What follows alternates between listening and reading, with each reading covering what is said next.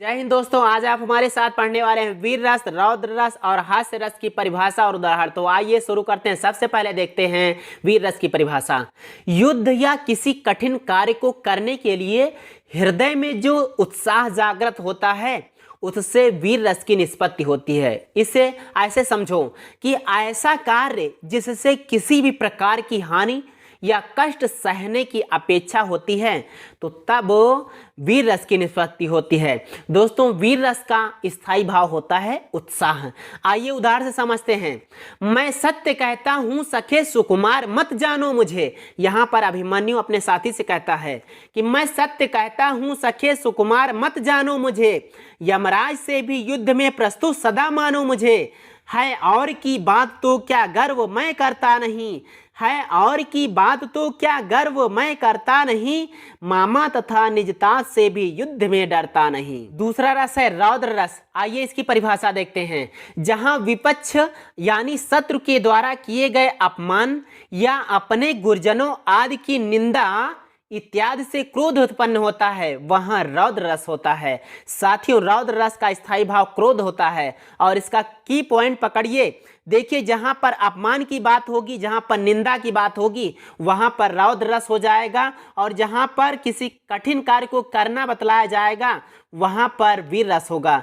तो आइए इसका उदाहरण देखते हैं, यानी रौद्र रस का उदाहरण। उस काल मानो क्रोध के तन कांपने उनका लगा। साथियों, यहाँ पर अभिमन्यु के वध को सुनकर अर्जुन के क्रोध का वर्णन किया गया है। तो उस काल मानो क्रोध के तन कांपने उनका लगा, मानो हवा के जोर से सोता हुआ सागर जगा। कुछ वीर रस जैसा लगता है, लेकिन यहाँ पर अपमान की बात आ गई है। अपने पुत्र के प्रति अपमान जो हुआ है बस उसी पर क्रोधित हो गए हैं अर्जुन। आइए तीसरा रस देखते हैं, हास्य रस, और इसे तो सब कोई जानता होगा। परिभाषा देखते हैं फिर भी। किसी की वेशभूषा, वाणी या चेष्टा आदि की विकृति को देखने से हृदय में जो विनोद यानी आनंद का भाव जागृत होता है उससे हास्य रस निष्पन्न होता है।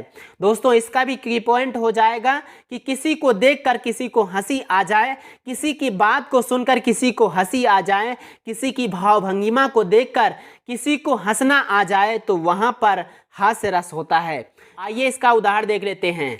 जहि दिस बैठे नारद फूली, सो दिस ते ही ना बिलो की भूली। यहाँ पर दोस्तों नारद जब जाते हैं स्वयंवर में तब का वर्णन है। अगला भी देखते हैं। हाथी जैसी देह गंडे जैसी चाल, हाथी जैसी देह गंडे जैसी चाल, तरबूजे सी खोपड़ी खरबूजे से गाल। तीसरा उदाहरण देखते हैं इसका। बुरे समय को देखकर गंजे तू क्यों रोए, बुरे समय को देखकर गंजे तू क्यों रोए, किसी भी हालत में तेरा बाल न बांका होए। तो साथियों, इस प्रकार से आपने यहाँ पर तीन रसों और उनके उदाहरणों को समझा, की पॉइंट को भी लिया। आइए दोस्तों चलते हैं, अगला वीडियो लेकर हम फिर से उपस्थित होंगे। तो जय हिंद दोस्तों, वंदे मातरम।